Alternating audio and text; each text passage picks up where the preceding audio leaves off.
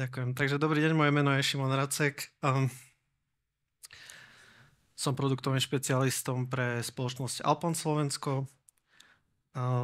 Dnes som si pre vás pripravil tému, ktorá už bola v podstate vysvetlená v krátkosti, čiže na čo sa zameriam, železobetónové konštrukcie, oceľové konštrukcie, pozrieme sa spoločne na kolízie medzi stavebnými prvkami, prúdmi výstuže a na začiatok by som v krátkosti predstavil našu spoločnosť Alplan, mnohí z vás možno poznajú, nepoznajú, takže patríme pod koncern nemecký Nemetschek Group, ktorý tvorí ďalších 12 značiek, z ktorých tiež asi mnoho poznáte.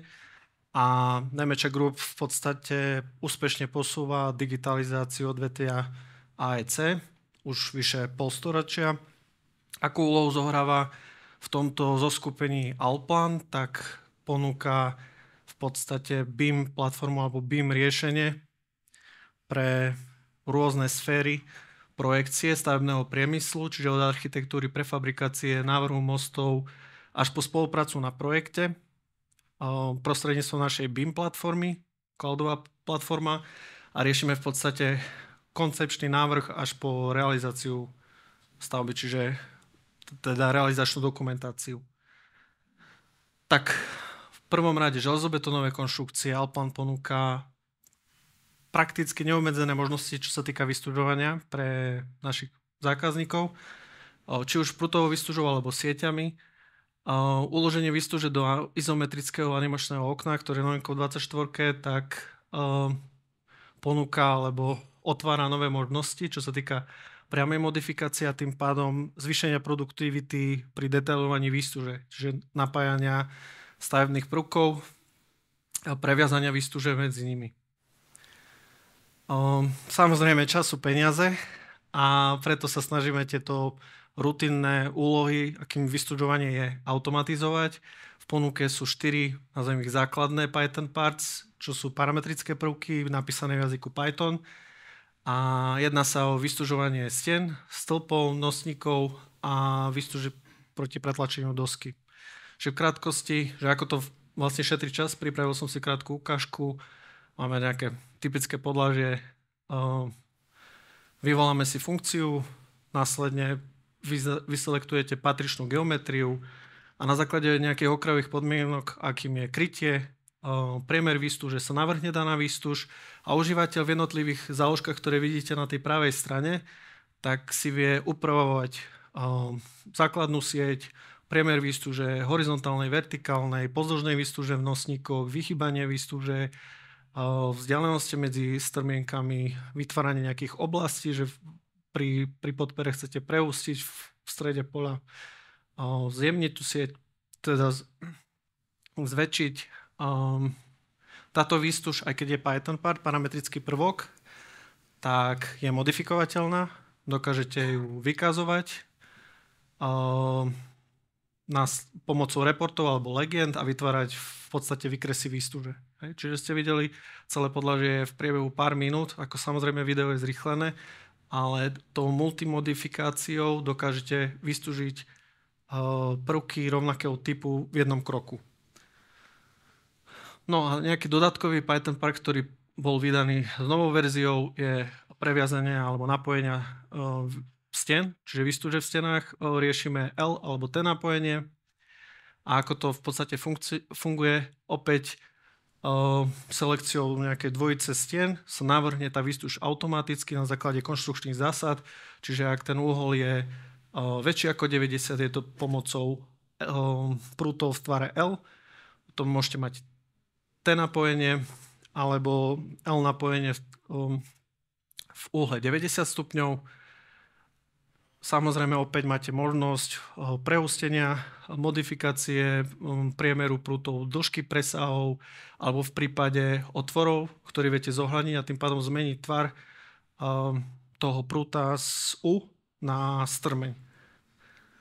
Ďalší príklad typický, s ktorým sa konštruktéri stretávajú, je napojenie alebo kolízia, už by som to nazval výstuže stĺpa a pozdĺžnej výstuže nosníka, kde v podstate to vyhnutie už by malo začať pod nosníkom, čiže opäť vy vstúpite do Python partu, zeditujete jedno pole, vstupný parameter, všetká výstuž v danom stĺpe sa upraví v jednom kroku.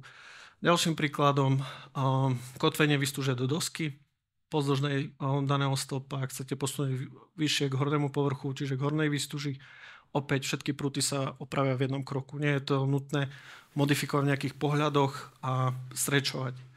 No a tretí príklad, taktiež často vyskytujúci sa, v podstate, kedy máte stĺp v ďalšom podlaží má iný rozmer, potrebujete dostať tú štartovaciu výstuž a previazať tie stĺpy medzi sebou. Čiže opäť jednou možnosťou zvolíte vytvorenie tej štartovacej výstuže. Ďalej by som prešiel na oceľové konštrukcie a dostaneme sa opäť k tej automatizácii. Čiže Allplan ponúka na tvorbu oceľových prvkov rámový skelet.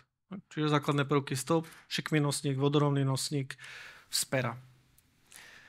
Potom na tvorbu prípojov má používateľ k dispozícii Connection Toolbox alebo automatické prípoje, ktoré už sú integrované z SDS2, americká spoločnosť, na detailovanie oceľových konštrukcií. Taktiež zjednodušilo sa napájanie oceľových prvkov opäť pomocou nejakej funkcionality a k dispozícii je komplexná knižnica oceľových profilov, ktorá zahŕňa samozrejme aj zdvojené profily. To si dokážete naimportovať priamo z cloudu, z Bimpulsu do Allplanu a tieto prierezy využívať, ktoré majú aj svoje prierezové charakteristiky. Takže nejaký príklad toho manuálneho vytvárania, kedy vy vytvárate postupne ten prípoj alebo spoj krok po kroku, čiže nejaký pätný plech, následne nejaké skrutky, môžete ich modifikovať aj podľa nejakej osy zrkadliť alebo upravovať. Ďalej k dispozícii je možnosť nejakej koncovej úpravy tej skrutky, následne napájanie pomocou nejakých príložiek alebo nejakých L-profilov, prípadne pridávanie príložiek alebo výstuch v podstate. Integrácia SDS2 riešenia, čiže opäť sa snažíme šetriť čas. Lebo vidíte, spravíte ten jeden detail a potom ho opäť môžete skopírovať alebo musíte opäť manuálne vytvárať.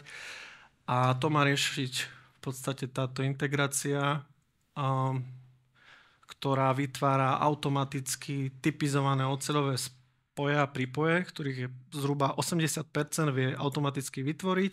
Zároveň prebiehajú pri tom vytváraní integrované kontroly, čiže posudzuje sa vzdialenosť medzi plechmi a aby spĺňalo nejaké normatívne požiadavky a tak ďalej. Čiže ako to vyzerá, máte nejakú oceľovú konštrukciu, opäť ju vyznačíte celú v jednom kroku.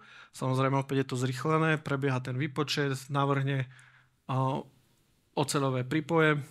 No a tie oceľové prípoje sa vytvárajú buď pomocou, navrhne sa nejaký pripájací plech, čelná doska alebo pomocou zvarov a vy si ten prípoj dokážete následne aj upraviť. Čiže viete vstúpiť tak ako pri výstuži aj do tohto Python partu, opäť je to parametrický prvok a jednotlivé tie subkomponenty alebo súčasti toho Python partu sa dajú vykazovať. Čiže viete vykázať plechy, skrutky a podobne. Samozrejme, dokážete vytvárať možno nejaký komplexnejší prípoj, kde sa vám v jednom bode stýka viacej styčníkov a opäť v jednom kroku máte vytvorený nejaký pripájací plech, skrutky.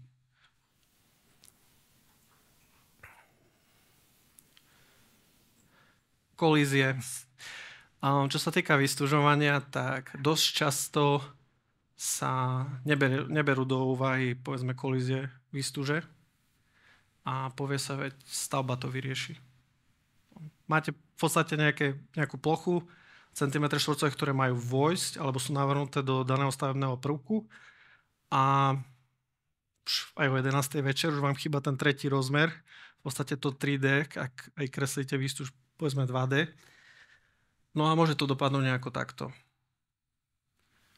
že je štartovacia výstuž zo stĺpa, lenže na stavbe majú vyviazaný dopredu armovací kôš a nevedia ho napasovať. Tak už takéto potom vznikajú tragické riešenia, kde sa vyhýbajú kladivami výstuže, to je ten prvý príklad naľavo, alebo napravo odrezali výstuž, privarili ju vedľa. Čiže funkčnosť takéto výstuže alebo únosnosť je dramaticky nízka alebo až nulová. Takže čo sa z pohľadu kolízií rozoznávame viacero typov. Hard clash detekuje fyzickú kolíziu medzi dvoma objektmi modelu. Soft clash, konflikt pri nadmernej blízkosti a medzi dvoma objektmi, ktoré by mohli spôsobiť problémy počas vykonávania alebo inštalácie údržby.